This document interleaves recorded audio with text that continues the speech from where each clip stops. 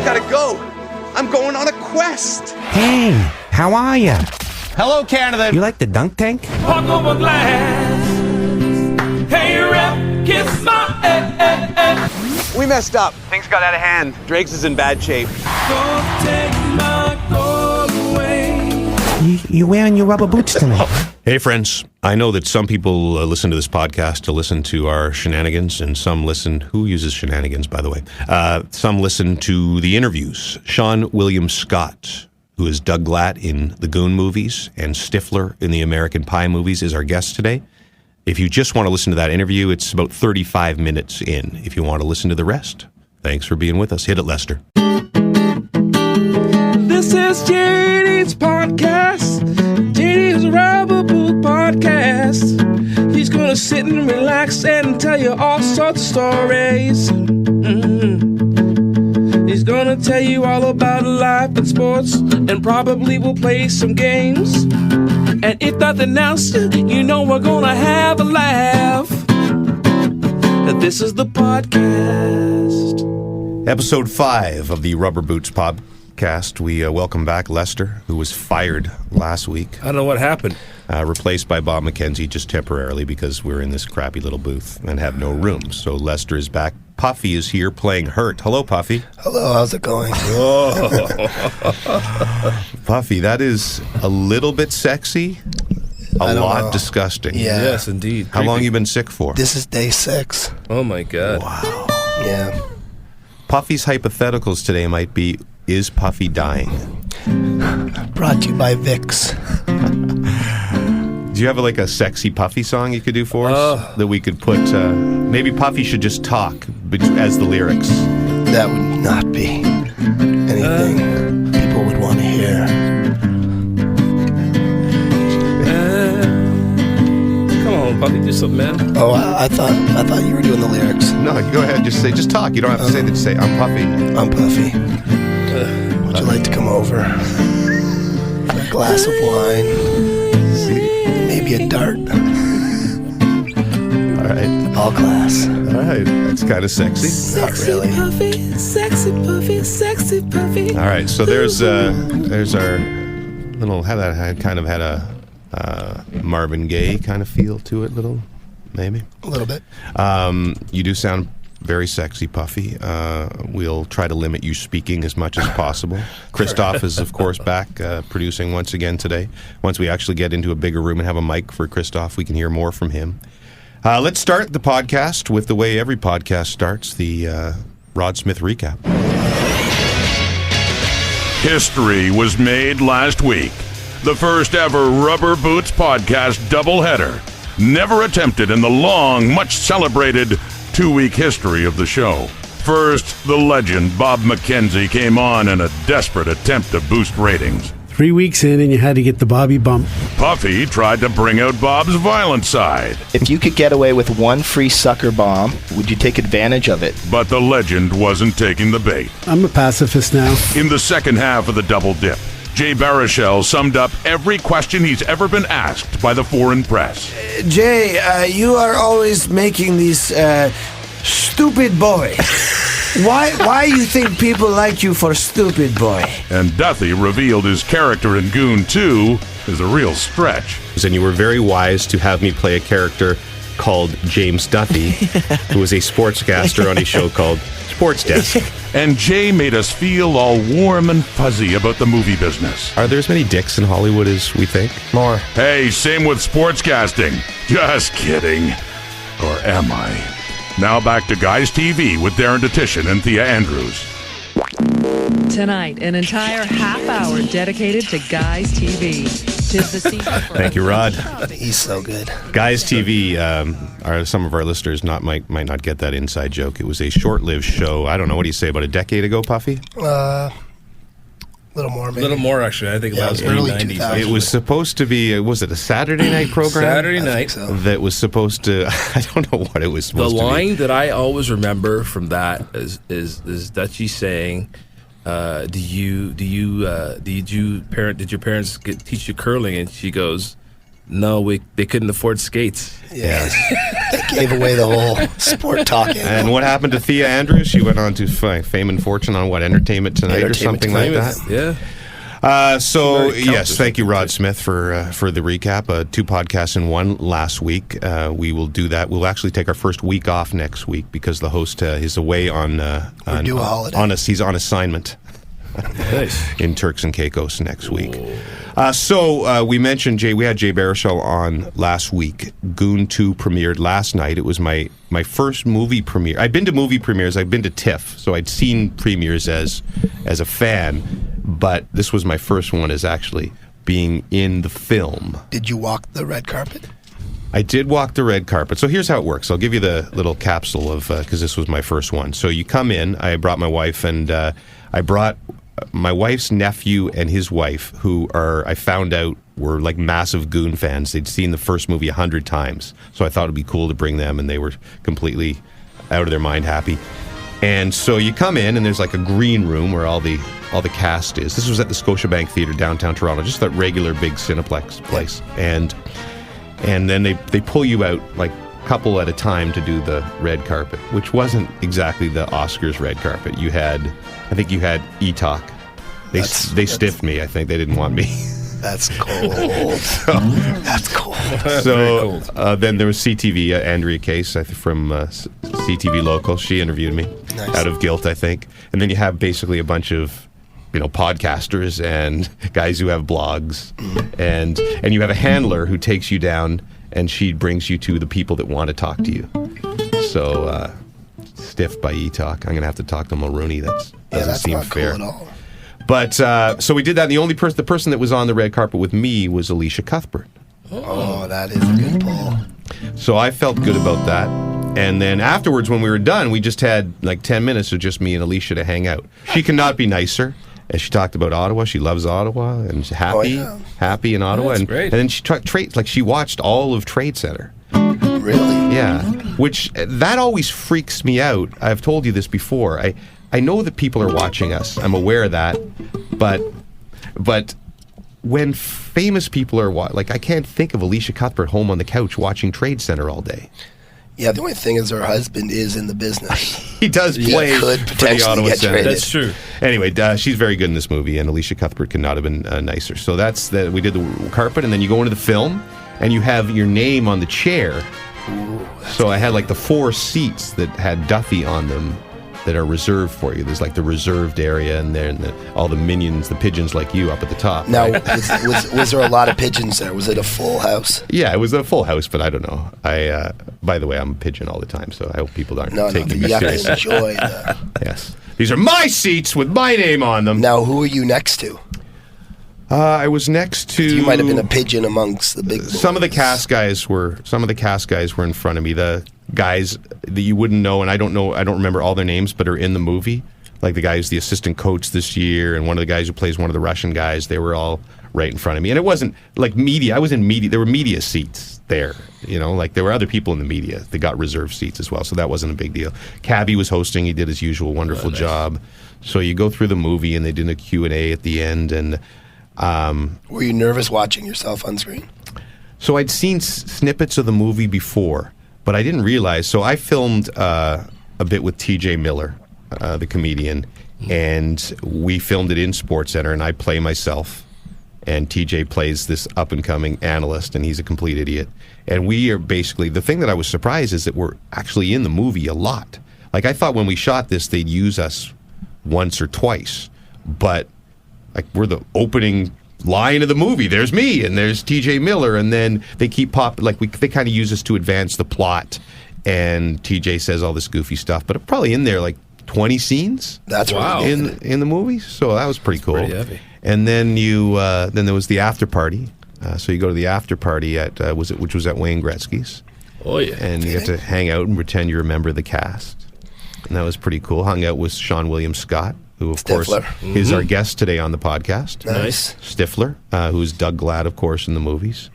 Who else? Jay, obviously. Was TJ Miller there? TJ did not show. Alicia, we hung for a little bit, and then I said, look, I'm with my wife. I That's true. Dion was busy though. Dion he was playing. Dion was playing. We're safe. No, she's super nice, and she's a massive sports fan. And then I forgot to tell you, coming out of the movie though, I get on the escalator. There's a giant escalator, and the guy like next to me is Geddy Lee.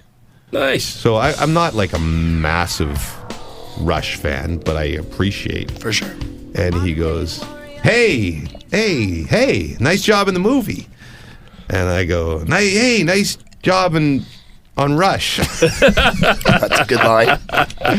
Like, that was the stupidest that I just felt like an idiot. You know, and did you have to ride next to him the rest of the way? He was like one step in front of me. Yeah. He's a very nice guy. I've heard that. I kind of know people that I definitely know people that know him, and you know what? For as huge a star as he is, and you have to understand, as musicians are concerned, he is revered. That whole band is revered for their musicianship. Right. Never mind their fame. Right. Like this is beyond that. No, but he's a cool guy. He's a cool guy, and he just looks like a big legend. Blue Jays fan. Huge. Is he? Huge, yes. Well, yes. hockey fan apparently too, because he was talking about Trade Center with us. Really? People watch Trade Center. It's a big deal. It's ludicrous. So so that was my movie premiere. What about back to the after party? Oh yeah. So what else do you want to know? Did anyone offer you cocaine? Cocaine. No, but that's an after party. No, this is Hollywood James. No, there was hot dogs. A lot of hot dogs. Was those guys? I partying, told those guys today because Jay Baruchel and Seann William Scott and all those guys came in, and like Jay left and was in bed by 11:30, and Seann William Scott left at the same time I did, which is about 11. Like they're all because they had all these junket interviews to do today. Because I was kind of wanted that. I wanted it to be the crazy Hollywood party. Yeah, and maybe it happened after I left. No, they not at Gretzky's. Adam Graves was there. Gravy. Do you remember when he was on the panel back in he was on the panel back in 2005, one of the nicest guys in hockey. Yeah, before me. So Gravy was there, and so it was this really good mix of like hockey people and sort of movie stars but no. Did Cheryl get her picture with anyone? Cheryl would have gone home with Seann William Scott. Wow, that's my wife, by the way, and that would have been hall pass. Really? Yeah, well, he's definitely hall pass worthy. Yeah, really. He's a good. You know what? He's a good looking man. How tall is he? He's got a tan. He's 6 feet, but he's got a tan, and he's got the perfect stubble going. And I was considering using my hall pass on him last night. And it was so funny because there's a lot of beautiful women there, and they were all just trying to get near him. I guess he's the biggest because of Stifler and those American Pie movies. He's the biggest sort of Hollywood guy in the Liev flick. Schreiber? Liev Schreiber wasn't there, so he wasn't there. So he would be, I guess, nowadays. Star, yeah. But probably just for what he's done, Seann William Scott, and the women were just going, just gaga. But he could not have been nicer. So my wife's nephew and niece. I never know how to act at these things because I want to get them a picture, but I know the guys don't want to be asked for pictures at parties. Yeah. But I came up to him and said, hey, and he recognized me from the movie. And so he was so nice. He talked to them for like 5 minutes and gave a picture. And then he started like complimenting my acting, which was really weird. Wow. He said to me, he's like, no, seriously, man, you should think about doing this for a living. Playing James Duthie. And I said, you realize I was playing myself. And he goes, no, but your facial reactions were really good. And I said, well, if you saw Jeff O'Neill and the guys I have on the panel, that comes from years of practice. Because I don't think I embarrassed myself in the movie, but I don't think I was just me. Like, it's TJ Miller being an idiot, and I make faces, basically. That's about the extent of it. Well, here's a question for you.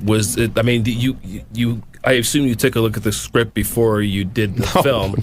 No, there was no script, nothing. They just came in and we read some parts that were actual plot advancement things, and then just TJ Miller just went nuts. And basically, what his gag was he kept saying taglines, which for the listeners, taglines are... okay. Canada Sports Leader. Yeah, TSN, Canada Sports Leader. Yeah. Puffy, by the way, is sick, so he has to make a quick exit. I think he's cough break. This is the first Rubber Boots podcast cough break. So, brought to you by TSN, Canada Sports Leader. Yes. Right? So, TJ Miller would just say, I'm going to be quoting, so you have to beat this, but he'd be like, Sports Center. Well, it was Sports Desk. We had to do it copyright reasons. Sports Desk. Yeah. Sports Desk. We're all pink on the inside. and he went did about 30 of these, and I thought some of them will never make it in the movie, and a bunch of them made it in the movie. So he was a hilarious dude. Wow. And we had him on Trade. We'll talk a little bit about Trade Center, because even though Trade Center's a few days old, I think we need to rehash a few of the things that happened there. But first, I think it's probably time for Puffy's Hypotheticals. Puffy's hypotheticals are messing with my mind. Puffy's hypotheticals, what's it gonna be this time? Puffy's hypotheticals are blowing my mind again.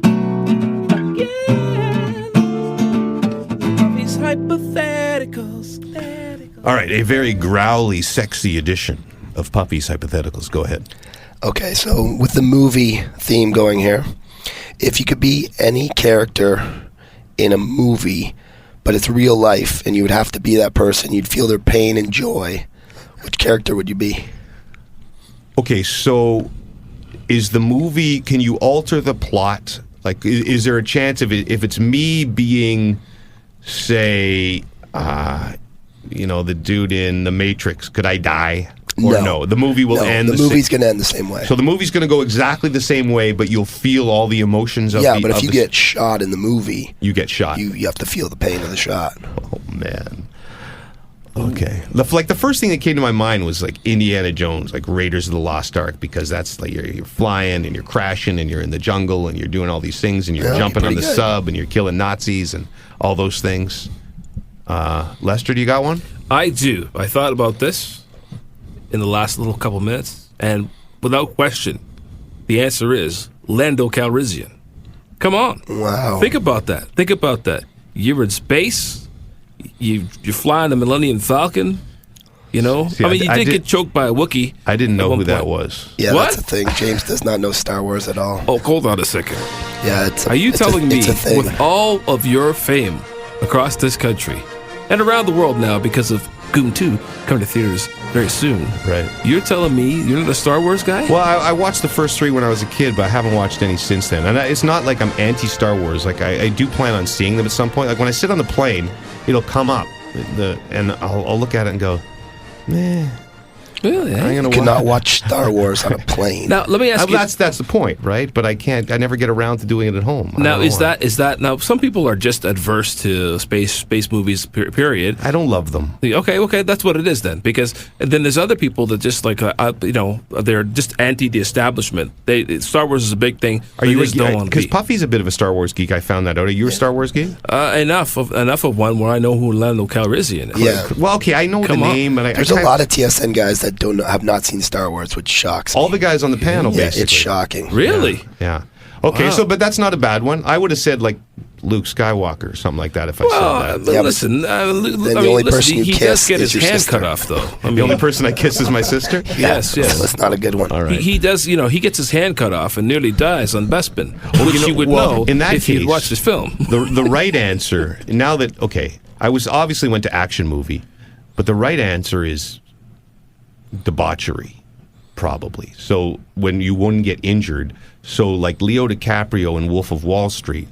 That's a pretty good one. That would be a fun 2 hours. Well, do you live it in real time? I think you have to live it in real time. So that's like 20 years. And you go to jail. Oh, does he go to jail? Yeah, he did go to jail. Yeah. I mean, country club jail, but still jail. Okay. Jail is jail. But that doesn't happen in the movie. See, that's after the movie, so that would fall out of your hypothetical. That's true. Good call by him. Yeah. Okay. Anyway, that's a good one. Christoph, did you have one, by the way? James Duthie and Goon 2. That's a good one. That's a great answer. Great answer. That's very good. You have another one, Puffy? A sporting event. If you could change the ending of one sporting event ever, what would it be? Wow.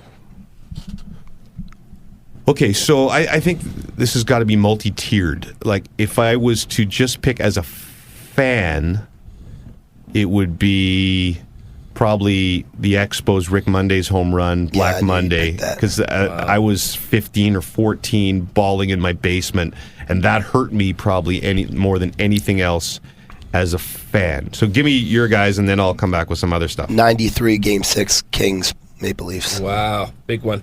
Did you cry? No, but it ruined me. In what sense? I've never cared more. I've never cared as much since I was broken a little bit. So when Kerry Fraser was in working for us, did you hate him? I did. The problem with Kerry, he's a very nice man. Yeah, I know. It goes against it. But I can't tell this story because my throat's going to die. But is that the Biz Nasty one on the brush? No, the Game 7 of Leafs Bruins. Right.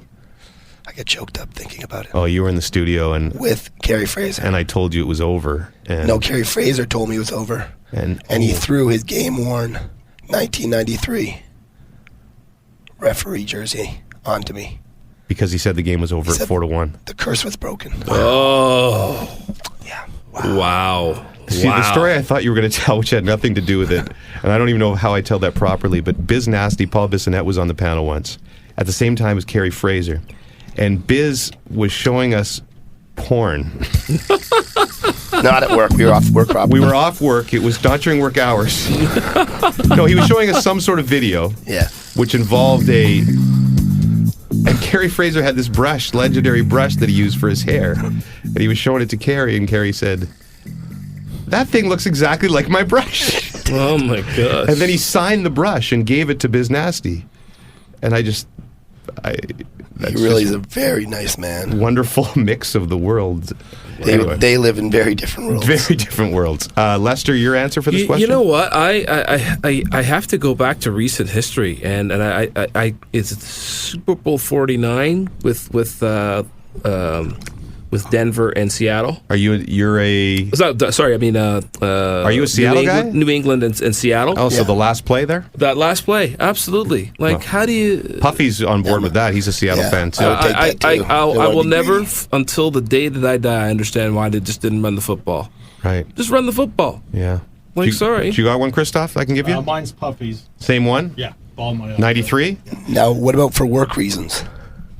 I thought you were going to say Game 5. Carolina, Edmonton, Stanley Cup final. Well, here's the thing, and I've said this many times. The one thing about our job, we love our job, but it sucks that you get the fans sucked out of you and you start thinking about your own life. And so that night, Game 5, Carolina, 2006 Stanley Cup final, I wanted to go the hell home. That was just a long travel thing between Edmonton and Carolina. So as a fan, you want to be there. You want it to go 7. As a dad, you want to get the hell out of there and go home. So Bob and I it goes to overtime. The cup, Bob and I are standing next to the cup down by the Zamboni entrance. Carolina's on the power play, up 3-1 in the series. And we're like, we're going home, baby. Fernando Pisani, shorthanded breakaway, scores. And you watch like 6 days of your life disappear. Because you're going back to Edmonton. You know Edmonton's going to win that. You're coming back to Carolina for Game 7.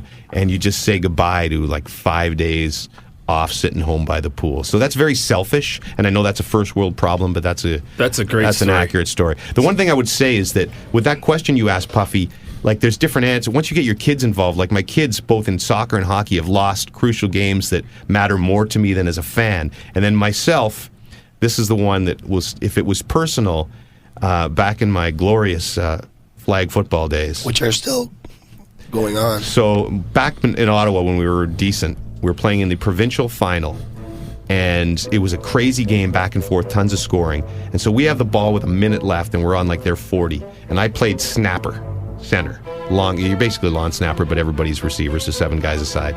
And they usually put the worst cover guy on the snapper. And so we'd been waiting all day to just run like a deep pattern on this guy, like a corner. And we just, because I knew I could beat him. And so there's about a minute left, and the QB says, "You want to do it now?"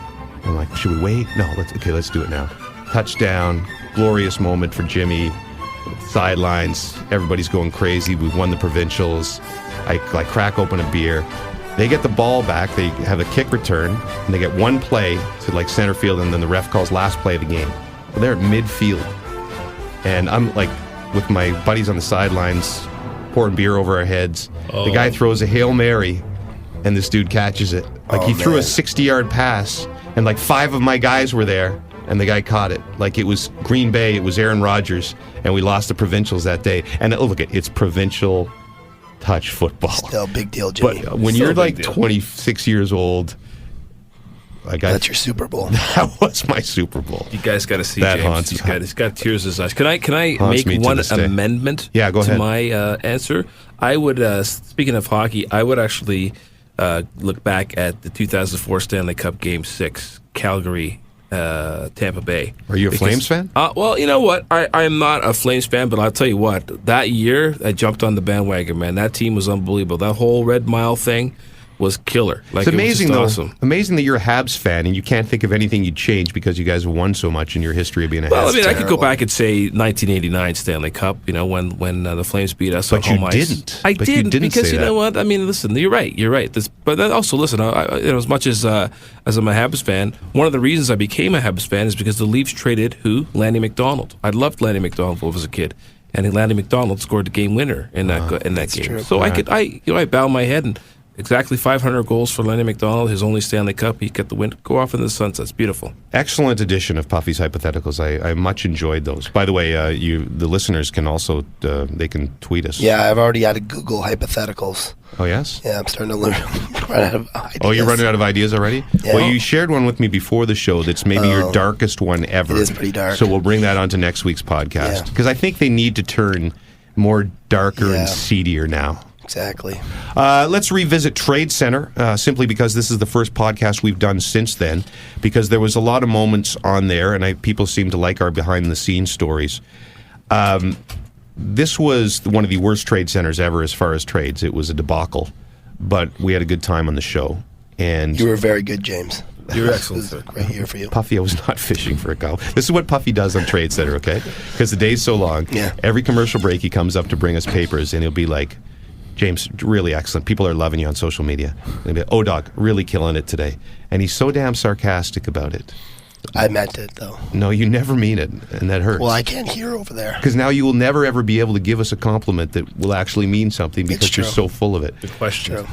Favorite moment, there's 2 favorite moments from Trade Center. Here's the first. Harvey's actually bringing the burgers in here? Jeff, lunch is coming.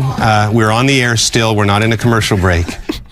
So that was Jeff O'Neill thinking we were on break and his mic wasn't up. I'm going to play them back to back because I think they just work better together. And this was the second one that came after the burgers were delivered a couple of hours later. I want to get Brent's feedback. He covers the Senators on a regular day on the Curtis Lazar trade to Calgary. Brent.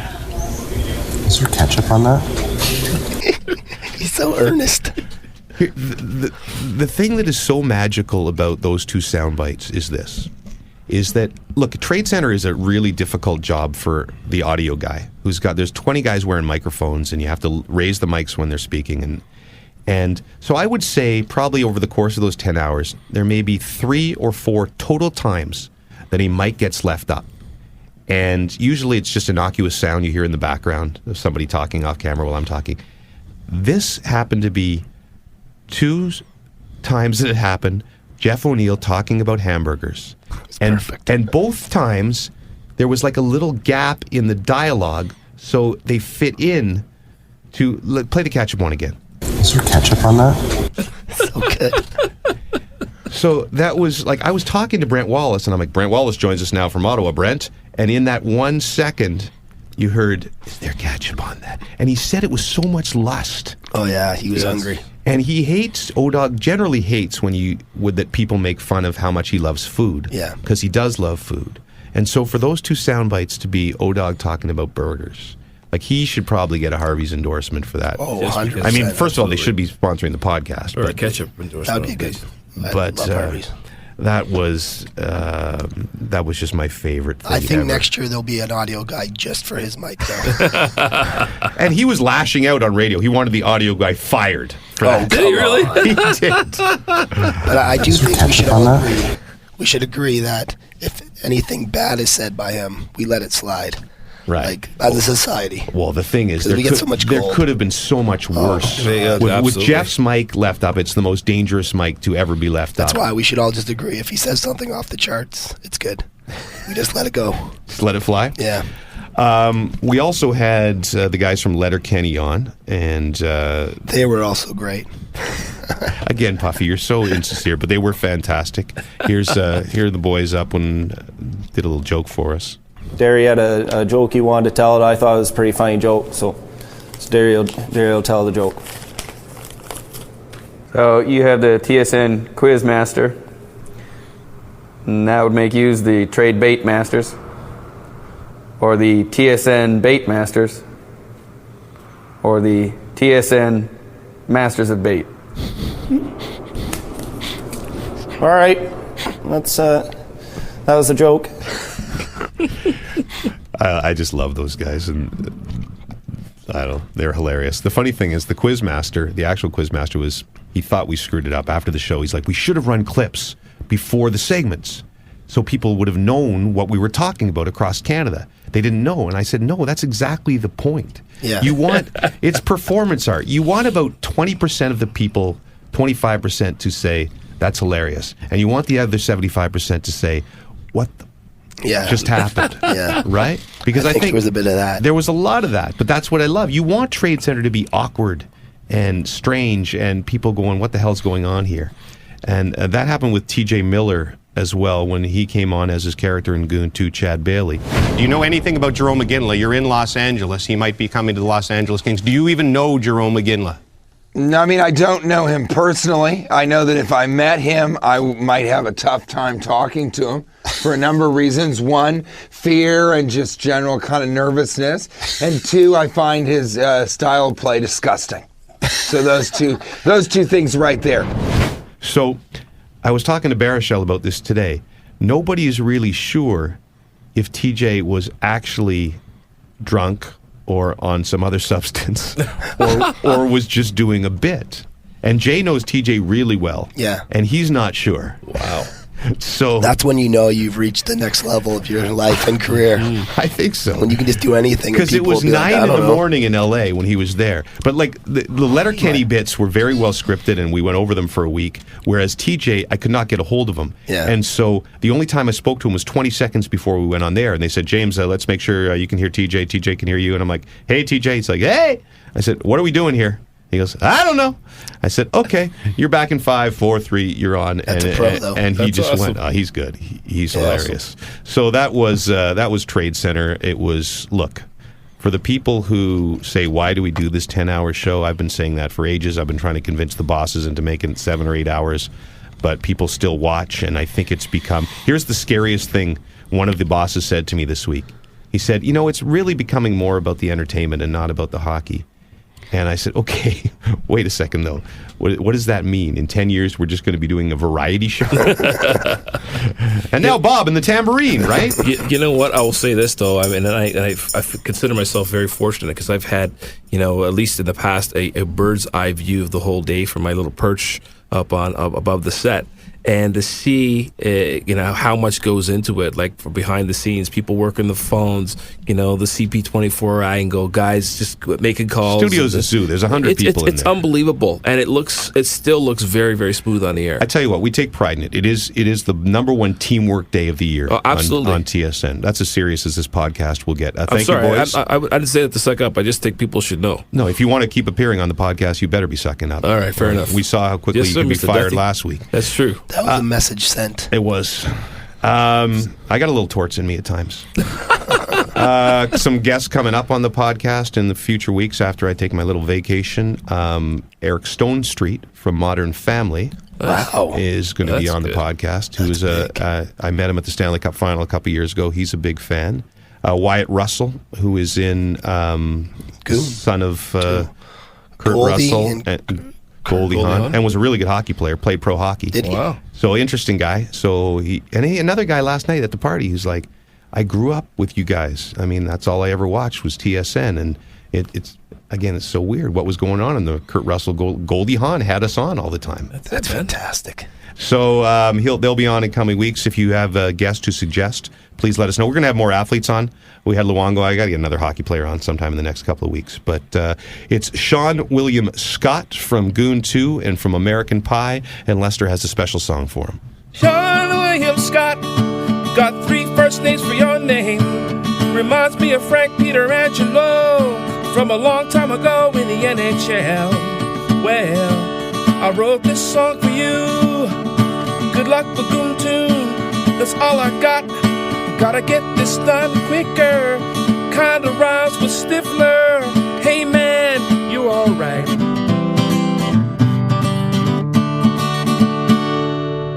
Welcome to the Rubber Boots podcast. I know you don't know why it's called that. I'm not going to explain it because it will take up our entire interview. Okay. First of all, I want to say thank you because I brought last night to the premiere. I brought my wife and her nephew and his wife, who the reason I brought them is they'd seen the movie 100 times, the first Goon. That's and awesome. And I've always wanted to bring really crazy, passionate fans to an event like this. And they loved the movie, the second one. And they were tickled pink to meet you, and you were super kind to them. So thank you, first of all. Thank you, man. It means a lot to me. Is it? Because does the fan thing ever, though, don't you ever just get sick of that sometimes? To be honest, it's not like I love acting so much. I became an actor because I love films, and so I'm I'm a much bigger fan of films than I am of acting. And for me, from the very first American Pie, the best experience is when you meet people that are digging what you do. I mean, that's what motivates me. So having that kind of, experience, meeting them last night and seeing how they react is it's everything for me.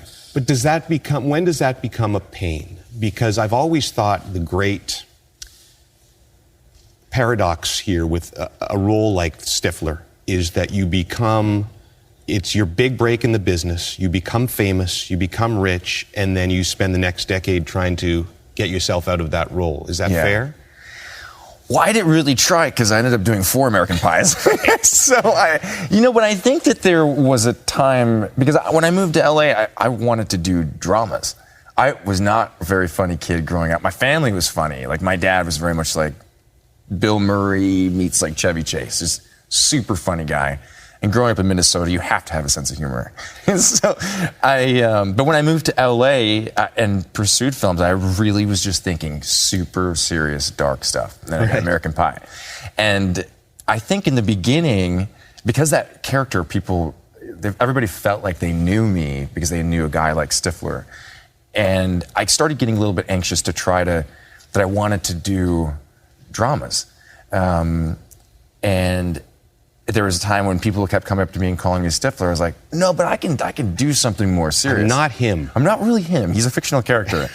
But then very quickly I was like, man, I just embraced it because I'm like, it's a unique thing to be able to, first of all, get a part in a movie and then play a part that people actually remember the character's name. So I didn't really try too hard to shake being typecast. That's why I ended up doing Role Models and Road Trip, and they're fun characters. They're okay. They're great. Role Models especially I thought was fantastic. But I remember having a beer with Cuba Gooding Jr. years ago, and in the time we were having a beer it was at this charity hockey game, 5 people came up and said, "Show me the money." And I said to him, how many times do people yell that at you per day? And he said, he looked at me with the deadest eyes I've ever seen and said, dude, you have no idea, 200 times, right? So I often wondered if that ever became a burden. And I thought that Doug Glatt, and that one of the great things about this role for you is, have you been in Canada? Has anybody yelled on the street ever, Dougie or Doug Glatt or anything like that? Dude, in the States. In the States, a lot. I don't think, so here's the thing. So my only experience has been people's reaction while being in the United States. So the moment that the movie came out on Netflix, everywhere I went, people came up to me about Goon. And I live in New York, so you have people, it's different in New York. They're not going to come up to you and tell you that they like something you did, or a movie that you're in. But that movie, it was immediate. People that, that they wouldn't normally go up to an actor and they would say, man, I got to tell you, I love Goon. I love what you did in Goon. And it was so satisfying for me because it was just a different reaction. It was, people, they really loved the film. And it was a different kind of, it wasn't like, drunk college kids. It was kind of like... Wall Street Suits? Yeah. And cinephile guys. And so that was really fun. All of a sudden, they started calling me Doug Glatt and Doug the Thug. I'm like, all right, Yeah, that's what I thought. Pretty cool. Because now it's, if you come to this country, I'd like to do some random survey of 10 movie fans, and if they saw you, how many would yell Stifler and how many would yell Doug the Thug? And I think that's pretty cool that you now have this other character that is you. Super cool. Yeah, and for me too, to get a chance in a comedy to play a very different character that was like Stifler is at a one speed, it's like high energy. And then you have Doug the Thug is just kind of low. It's a different, totally different speed, different character. But in many ways, I enjoy playing this one even more because you almost have the same kind of creative freedom comedically to say anything you want in a way. Once we established Doug Glatt, like, he can say the dumbest stuff and get away with it because we know, he's not very bright, but he kind of knows how dumb he is. And we already know. So, in this movie, there's a scene in Goon 2 where he is talking about having a dream where he was a captain of a monkey ship. It's one of my favorite parts. I love it too. And it's like, and you get away with it because it's like, okay, he's kind of a little weird. Was that written, or did you ad-lib some of that? We improvised a bit of that. Jay threw out ideas, and I came up with things. It was definitely his line, is like, say, and Pierce Brosnan was screaming. It's just so weird. That was the best. Yeah. But I've often thought that playing dumb is harder than it looks, that anybody could play smart in a movie if you have well-written dialogue to make you sound smart. Yeah. But playing dumb, it's these little looks that you have to give with simple little lines and these nuanced little things that I actually think there's more of a skill maybe in playing dumb, which is a compliment to you. Well, yeah, thank you. No, that was the biggest challenge for me in the first movie was making sure that he was not one-dimensional, that we added colors to him, and that we wanted to make him feel like a real human being. Because there was sometimes in the script that I was like, he's so stupid, and it was like and I think it was what we figured out is making sure that he had a really high emotional IQ and that he was a guy that he knew his limitations, which made him in many ways smarter than other people. And I think what makes him endearing to Canadians, it's not that all hockey players are dumb by any means, but he's a simple guy. Yeah. But all that matters to him is loyalty, whether it's to his wife, his teammates. That's all that matters. And I think that as Canadians, that's exactly what we love in hockey players and why we love hockey. Yeah. Yeah, I mean, my friends from Minnesota that played hockey are some of my favorite people. And they're really good guys. And in many ways, they remind me of the characters in Goon, because they are really loyal and they're really good guys and they'll do anything to get your back, So why didn't you play? You were good at everything else. I think because my dad never played hockey. I played the sports that he played. He was my coach, and it was also expensive. I remember growing up hearing... Still is. It's a problem. Oh, I can imagine. I remember all my friends were like... Their parents really kind of worked to support them in their hockey, like buying new pads in the tournaments and taking time off to take them to tournaments and stuff. And we did a little bit of that with, basketball and baseball, but you don't have to buy, a crazy amount of gear. But were you good at anything? Could you have gone anywhere with anything? I was a good baseball player. Position? I was a pitcher and outfield, but I have a cool story. So, my baseball team in my year, the guys were incredible. I was maybe like the 5th or 6th best baseball player, and I was pretty good. But these guys were insane. But the grade above me in my high school, we had Sam Jacobson. I don't know if you ever... He was Mr. Basketball. I think he's still all-time leading scorer in Minnesota history in high school. But 6'5", they called him the Jewish Jordan, even though he wasn't Jewish. He was drafted by the Lakers. He came out of the same class that Allen Iverson did. This guy dunked from the free throw line in, I think it was like the 7th grade or 8th grade. And he did stuff. I had to guard him. I'm 6 feet tall. I had a vertical jump after getting the strength shoes and jumping rope at maybe max 25. Right. 25 inches. And I don't know why I had to guard him, but every single, game, I got to sit and watch this guy. He was the most incredible athlete. And in a way, he kind of inspired me to pursue films in the sense he was doing something that was so big and so incredible that, I don't know, there's part of me that was just kind of I want to do something kind of big too. I'm never going to become a professional athlete. How about films?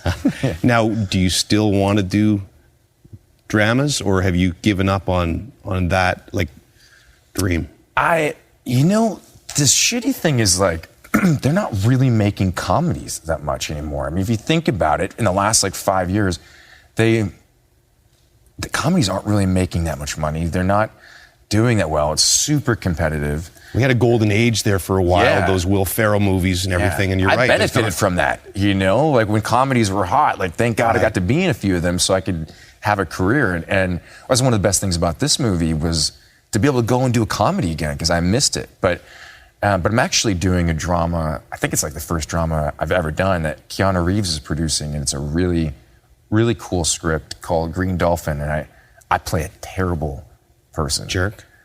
You look like you could play. You're a super nice guy, but you look like you could play a dick really well, too. Well, I have done that. I made a career off of doing that. Well, I know, but Stifler was a lovable one. Yeah, and even in the role model, same deal somewhat, right? Yeah, this one is pretty dark, so...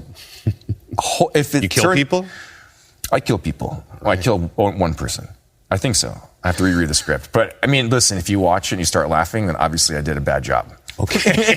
That's not supposed to be a comedy. Well, we laughed a ton at Goon, too, and I really appreciate you doing this, and best of luck with everything, all right, man? Thanks, man. Okay. Appreciate it. You crushed it. Thank you, man. Thank you. You know you're fucking funny in this, right? It's my only film role ever, so... It shouldn't be. It was a reach for me. You think I could do other stuff? Maybe I want to do dramas next. Can I be in Green Dolphin? Can I be in Green Dolphin? I want to kill somebody. Thanks for coming on, man. Dude, thank you too. And you can watch Seann William Scott as Doug Glatt in Goon, Last of the Enforcers in theaters March 17th. And as always, guests of the Rubber Boots podcast receive a $10 off coupon at Young Chow's Chinese Food in Blackburn Hamlet, Ontario. Young Chow's. It's not there anymore, but it's the first place I drank underage. This is JD's podcast. JD's Rubber Boot Podcast. He's gonna sit and relax and tell you all sorts of stories. He's gonna tell you all about life and sports, and probably will play some games. And if nothing else, you know we're gonna have a laugh. This is the podcast. Are you wearing your rubber boots tonight?